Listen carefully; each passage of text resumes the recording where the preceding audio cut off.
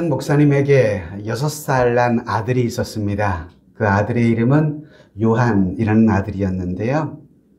어느 날 이 6살 난 아들 요한이 갑자기 방문을 닫아 걸고는 방 안에서 큰 소리로 기도하는 것입니다. 하나님, 아빠 보고요, 저에게 자전거 한 대 사게 해달라고 해주세요. 이러면서 큰 소리로 기도하는 거예요. 이 손주가 기도하는 이 기도의 소리를 지나가던 할머니가 방 앞을 지나가다가 들었어요. 그래서 문을 열고 들어가서 손주에게 물었습니다. 요한아, 왜 이렇게 큰 소리로 기도해? 하나님은 귀먹지 않으셨어. 이렇게 말을 했어요, 할머니가. 그랬더니 요한이가 이렇게 말을 하는 겁니다. 할머니, 그런데요, 하나님은 들으시는데요, 아빠는 못 들으실까 봐요. 아빠 들으시라고.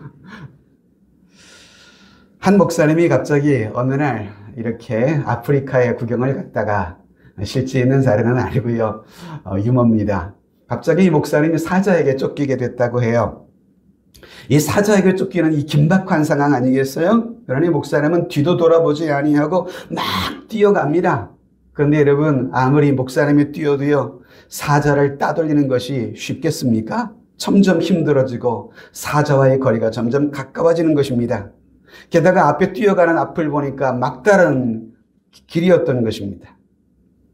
그런데 이 목사님은 언제나 늘 신실한 분이셨어요. 그래서 그 긴박한 상황 속에서 하나님 앞에 목사님이 기도하는 겁니다. 하나님 아버지, 저의 믿음, 저의 헌신을 하나님 아신다면 지금 저를 뒤쫓아오는 저 사자를 크리천으로 바꾸어 주십시오. 라고 기도했어요. 그러자 갑자기 달려오던 사자가 갑자기 멈추어 서는 것입니다. 목사는 비로소 그 모습을 보며 한숨을 이렇게 내쉬며 주여 감사합니다 라고 있을 때에 사자가 점잖게 목사님 쪽으로 다가와서 이렇게 하늘을 향해서 기도하고 있더랍니다. 사자가, 하나님, 오늘도 저에게 일용할 양식을 주셔서 감사합니다 라고 기도하더래요. 제가 여러분 오늘 기도의 지경을 넓히라, 오늘 한 해 우리가 우리의 지경을 넓히소서 기도를 가지고 우리 한 해 달려가는데요. 우리의 넓힐 지경 가운데 기도에 대한 말씀을 1월 한 달 살펴보고 있지 않습니까? 여러분, 신앙생활 중에 뗄래야 뗄 수 없는 것 그 중에 하나가 바로 전 기도의 생활이라 이렇게 생각을 합니다. 또한 신앙생활하면서 제일 걱정이 되는 건 그것 또한 기도이기도 하지 않을까 싶어요. 그러다 보니까 예배 때 대표 기도라도 맡게 되면 여러분 어때요? 가슴이 떨리고 두근두근 거리죠. 신앙생활을 하는 성도라고 한다면 더 공감할 얘기가 아닌가 하는 생각이 들기도 합니다. 그런데 여러분, 기도라는 것은 나의 신앙생활을 아름답게 유지해주는 중요한 요소 가운데 하나가 바로 기도가 아닌가라는 생각이 들어요. 그래서 여러분, 기도는 무엇일까요? 기도는 성도의 의무이기도 하고, 또 기도는 여러분 성도의 특권이기도 합니다. 뿐입니까 여러분? 기도의 삶은요, 성도인 나 자신이 영적으로 살아있다라고 하는 사실을 보여주는 증표, 그것이 여러분 기도의 생활이라고 하는 것이죠. 이처럼 여러분, 기도라는 것은 영혼의 호흡과 같은 것이기 때문에 예수를 믿고 신앙생활을 하면서 기도 생활을 하지 않고 있다라고 하는 것은 마치 우리 주님께서 사대교회를 향해서 하신 말씀처럼 살아있으나 죽은 것 같은 영적 상태로의 그런 신앙생활을 하는 것과 마찬가지가 아니겠나 하는 생각이 듭니다. 여러분, 성경에는 곳곳마다 하나님께서는 자기 백성들에게 기도하기를 명령하고 계세요. 기도하라는 것입니다. 왜요? 여러분, 그 하나님께서는 곳곳마다 너희가 기도하면 너희의 기도를 반드시 듣고 응답하시겠다, 응답을 약속하셨기 때문에 그렇습니다. 여러분, 기도하라는 명령과 약속을 몇 군데 여러분 함께 여러분과 나누고 싶은데요. 마태복음 6장을 보시면 그런즉 너희는 먼저 그의 나라와 그의 의를 구하라. 그리하면 이 모든 것을 너희에게 더하시리라.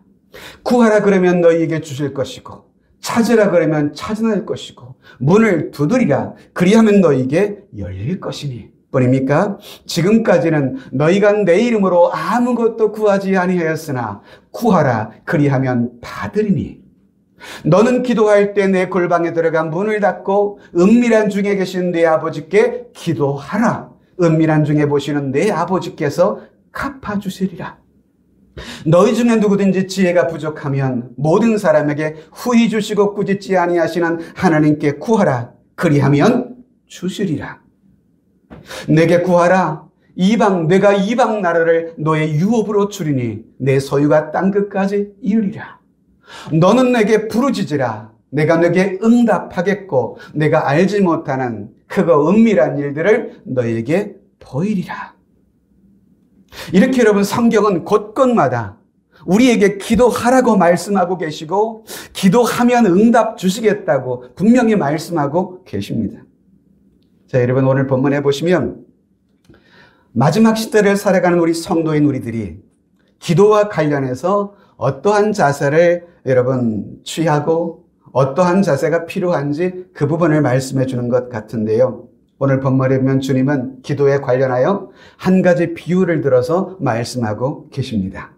한 도시에 하나님을 두려워하지 아니하고 사람을 무시하는 재판관이 있었습니다. 2절에 보시면 이르시되 어떤 도시에 하나님을 두려워하지 아니하고 사람을 무시하는 한 재판장이 있는데,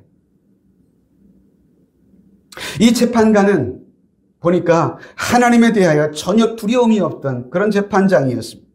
뿐만입니까? 다른 사람들의 어떤 비난이라든지 손가락질도 전혀 두려워하지 않는 자기밖에 모르는 이기주의적인 재판장이었던 것으로 보여집니다. 그런데 이런 재판장이 일하고 있던 그 도시에 한 가난한 과부가 살고 있었던 것이죠. 그런데 이 과부는 무언가 기막힌 억울한 일을 당했던 것처럼 보여집니다. 그래서 3절에 보시면 그래서 그녀는 자신이 당한 억울한 일에 대해서 자기 원수에 대한 자신의 원한을 풀어달라며 재판장에게 찾아가서 요청했던 것입니다. 3절에 보니까 그 도시에 한 과부가 있어 자주 그에게 가서 내 원수에 대한 나의 원한을 풀어주소서 하되, 여러분, 이 과부는 재판관이 어떤 사람인지를 모른 채 이런 요청을 했던 것은 아닌 것처럼 보여집니다. 이 재판관이 하나님도 두려워하지 않고 사람도 무시하는 재판관인지는 물론 알고는 있었지만 그럼에도 불구하고 신락 같은 희망을 품고 자신의 원한을 풀기 위해서 재판관을 찾아갔던 것입니다. 여러분, 예나 지금이나 뇌물을 주면 일을 쉽게 해결할 수 있는데 뇌물도 없는 이 과부의 요청, 그 재판관은 그런 그녀의 말에 아무런 관심도 가지지는 않았습니다. 4절에 보면 그런 재판관의 마음을 알 수 있는 힌트가 들어있는데요.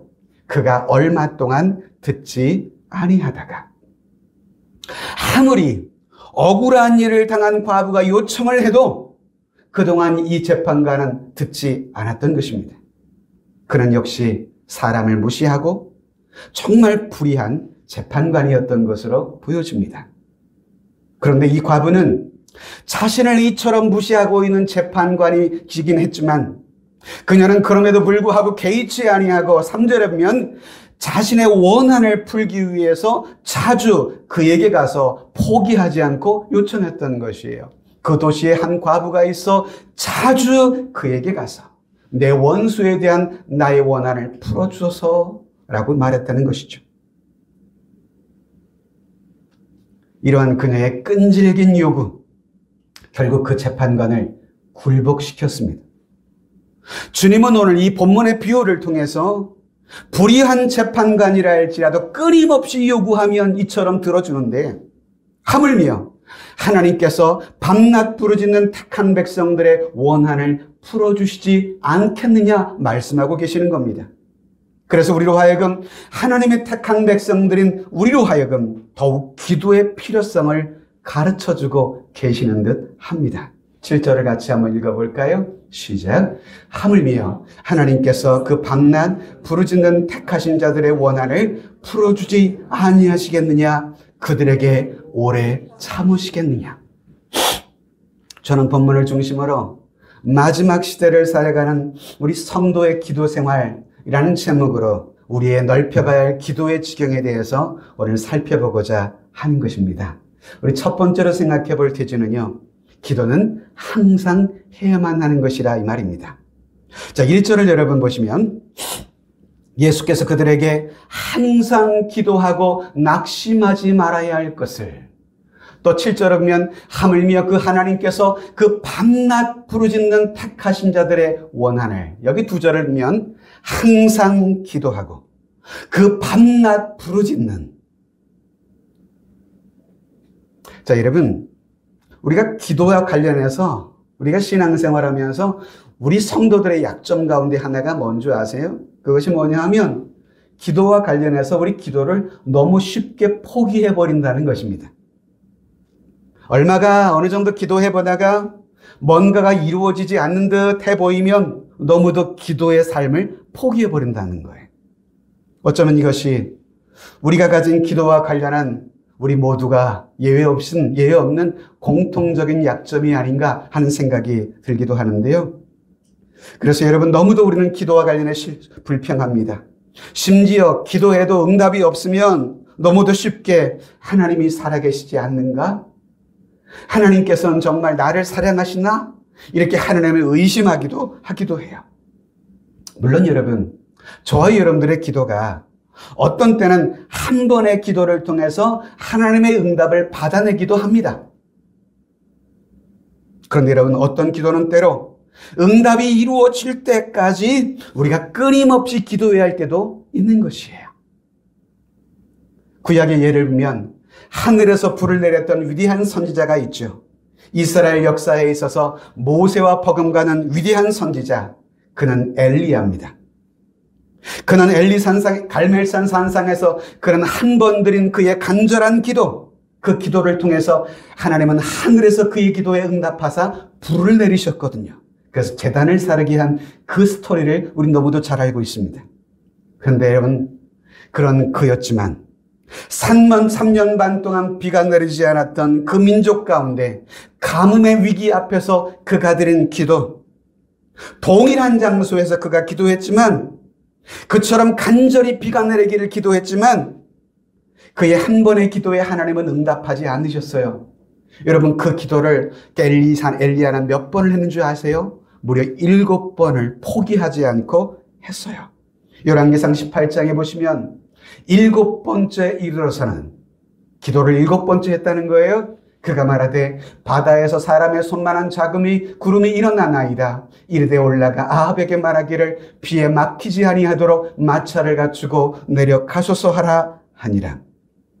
여러분, 위대한 기도의 선지자 이 엘리야도요, 손바닥만한 작은 구름이 보일 때까지 포기하지 아니하고 그 땅 가운데 비가 내리기를 간절히 기도했던 기도의 사람이었어요. 전 어쩌면 이것이 바로 우리 인생에 이해할 수 없는 하나님의 기도 응답의 방법, 그것이 아닐까 싶기도 해요. 여러분, 여기서 항상 기도하라. 이 항상 기도는 우리가 마치 살아있어서 우리가 호흡을 하듯이, 여러분, 살아있는 사람은 호흡을 할 수밖에 없잖아요. 호흡이 멈추면 우리는 죽잖아요. 그처럼 우리 기도를 항상 하고 살라 이 말인데요. 이 항상 기도라는 것은 그만큼 기도가 우리의 습관이 되게 하라, 기도가 생활화 되게 하라, 이런 말씀이기도 합니다. 그런데 여기서 여러분 오해하지 말아야 할 것은 항상 기도한다는 것이 우리의 일상생활을 포기하고 오직 기도만 하라, 여러분, 이런 것은 아닙니다. 항상 기도하라는 것은 내 일상의 모든 일을 그만둔 채 기도만 하라, 이런 말이 아니에요. 이것은 내 삶에 무슨 일이 있을 때 하나님의 도우심을 바라보며 자신을 맡기는 삶을 살라는 그런 의미의 기도인 것입니다. 사실 여러분, 불완전하며 연약한 우리들은 사실 항상 기도할 수밖에 없는 그런 우리들이잖아요. 우리는 항상 기도할 수밖에 없는 우리의 삶에 다양한 원한들이 있는 연약한 존재들입니다. 왜일까요? 우리가 무엇 때문에 이렇게 원한이 있는 연약한 존재들일까요? 그 이유는 우리의 원수였던 대적마귀 사단이 지금 우리가 살고 있는 이 세상의 공중의 권세를 잡고 있기 때문에 그렇습니다. 과거 사무엘은 사무엘상 12장에 이렇게 말씀했어요. 나는 너희를 위하여 기도하기를 쉬는 죄를 여호와 앞에 결단코 범하지 아니하고. 사무엘은 항상 기도하지 않는 것을 심지어 죄라고까지 생각했던 그런 사람이었어요. 그만큼 기도의 삶의 중요성을 가르쳐 준 것인데요. 뿐입니까? 사도 바울 역시도 데살로니가 교회에 보내는 편지에서 쉬지 말고 기도할 것을 우리에게 권면해 주고 있습니다. 여러분, 사람이 기도해야만, 호흡해야만 우리가 살 수 있듯이 성도는 기도하며 살아갈 때 내 신앙을 온전히 유지할 수가 있는 것입니다. 항상 기도한다는 이 말씀은 그만큼 하나님을 절대 의존한다는 그 믿음이 그의 영혼 바탕에 깔려있는 그런 신앙이 있다는 것이에요. 전 그래서 올 한 해 여러분들의 삶 속에 하나님을 절대 의존하는 그 믿음을 가지고 여러분 항상 기도하며 사는 올 한 해가 되어서 기도의 지경을 넓혀가는 그런 한 해가 되었으면 좋겠다라는 것입니다. 두 번째 생각해 볼 것은 기도와 관련하여 낙심하지 말아야 한다는 것입니다. 1절 말씀을 보면 예수께서 그들에게 항상 기도하고 낙심하지 말아야 할 것을 비유로 말씀하여, 여기서 낙심이라 이렇게 말을 하고 있는데요. 낙심이라는 것이 뭘까요? 낙심은 소망과 희망을 잃어버린 상태로 전락된 마음, 그것을 낙심이라 이렇게 말합니다. 여러분, 기도와 관련해서 이 낙심이라는 것은 하나님을 믿지 못하고 있는 불신앙에서 비롯되는 마음이 낙심이라고 하는 것입니다. 이런 불신앙의 자리에 쉽게 성도들이 떨어지기 때문에 주님은 낭망치 말라고, 낙심하지 말라고 오늘 본문을 통해서 가르쳐주고 있는데요. 토마스 퓰러라고 하는 사람은 낙심과 관련해서 이런 말을 했어요. 낙심한 사람은 살아있는 사람 중에서 가장 어떤 사람이라고요? 불쌍한 사람이라고요. 혹시 낙심한 사람이 있으세요? 낙심하지 마세요. 하나님의 백성들은, 우리 성도들이 기도하다가 낙심하게 되는 이유가 무엇 때문일까요, 여러분? 다들 한 번씩은 경험해 보셨겠지만 한두 번 기도해보고 아무 일도 일어나지 않을 때, 혹은 한두 번 기도해보고 가망이 없다라고 스스로 판단할 때, 그리고 그 기도와 관련해서 뭔가 자신이 없을 때, 믿음이 없을 때 우린 낙심하기도 합니다.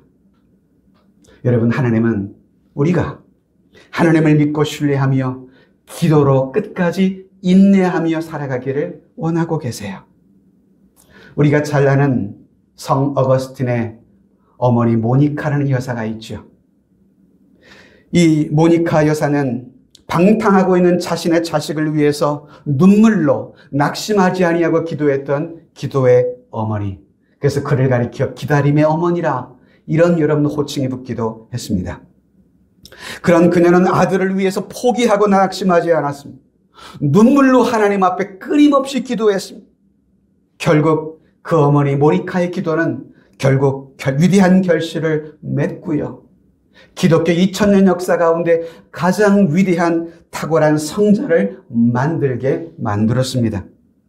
아무리 자식이 방탕한 길로 갈지라도 자식에 대한 희망을 포기하지 않고 끊임없이 기도했던 그 기도의 어머니 모니카의 기도는 결국 응답을 받았던 것이죠. 그래서 모니카 여사는 이런 위대한 말을 해주었어요.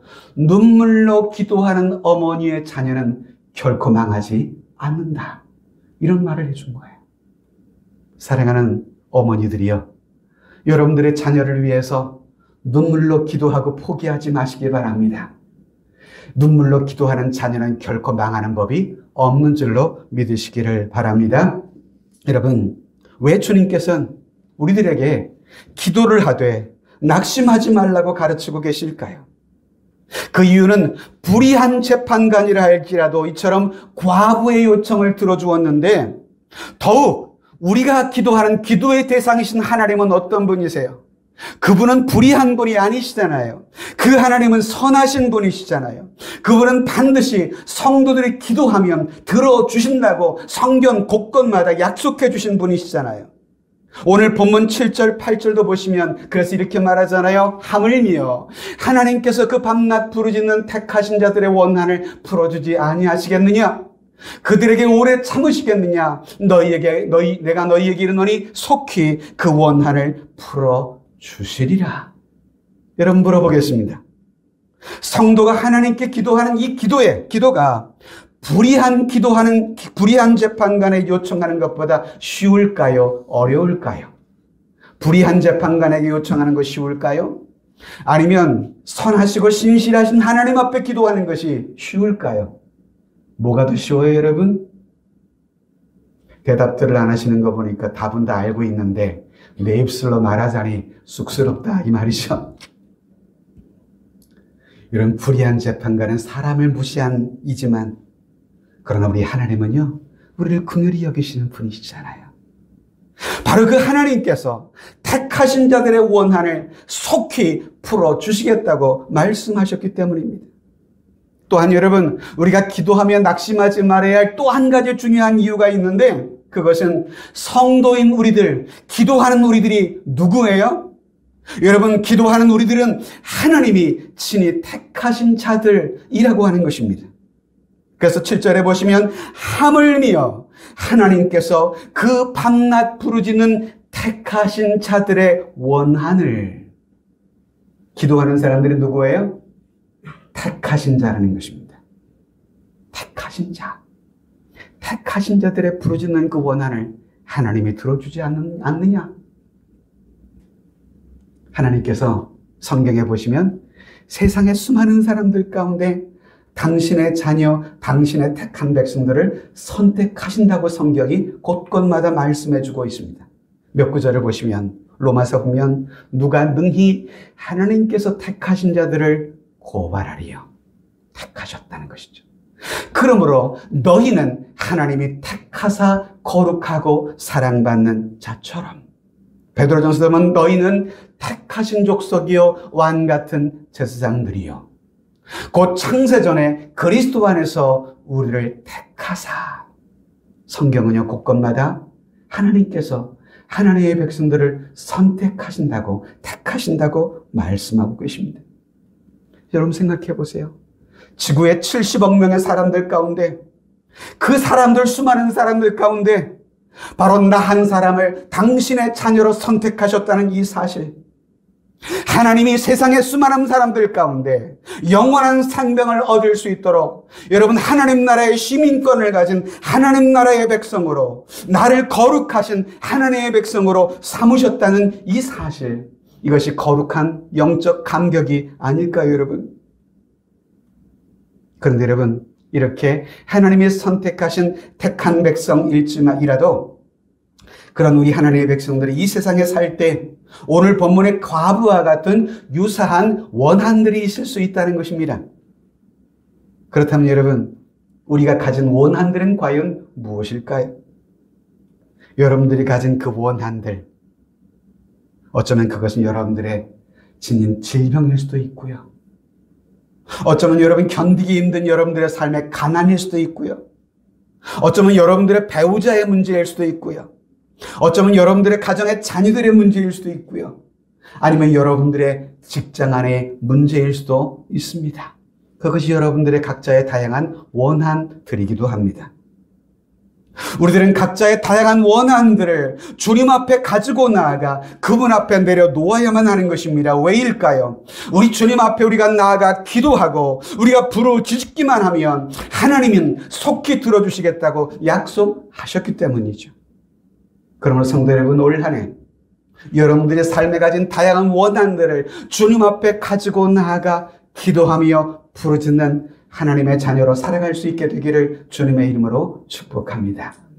마지막 세 번째 볼 것은요, 그렇게 기도해야 하는, 여러분 우리가 살고 있는 이 시대가 어떤 시대일까요? 우리가 사는 지금의 시대는 기도를 불신하는 시대 속에 우리가 살아가고 있습니다. 오늘 본문 8절에 보면 그러나 인자가 올 때에는 세상에서 무엇을 보시겠다고요?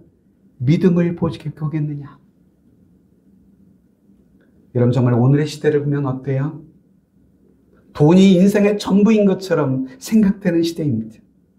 권력이 인생의 목적이 되어버린 시대입니다.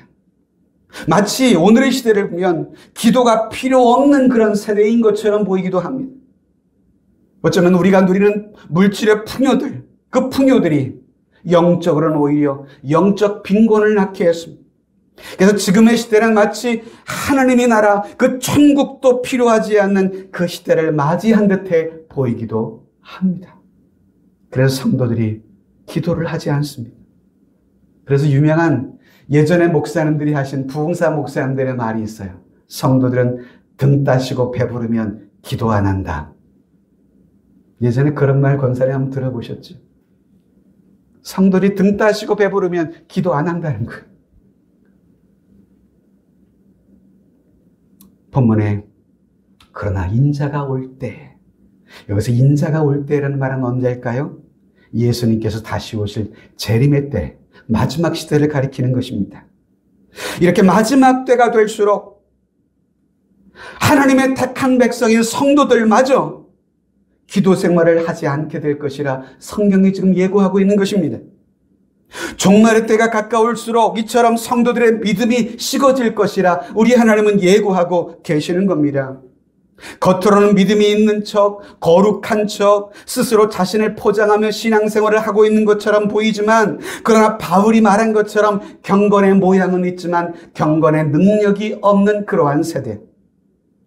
그래서 이 시대는 참 믿음을 가진 사람, 하나님을 진실되이 의지하는 사람을 찾기가 참 어려운 시대라 이렇게 보이기도 합니다.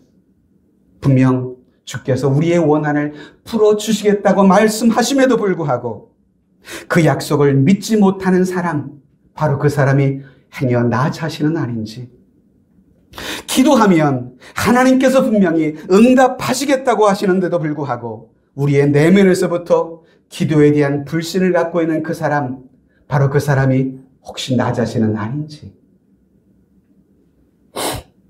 오늘 우리는 이 마지막 시대를 살아가는 성도의 기도 생활에 대해서 말씀을 받고 있습니다.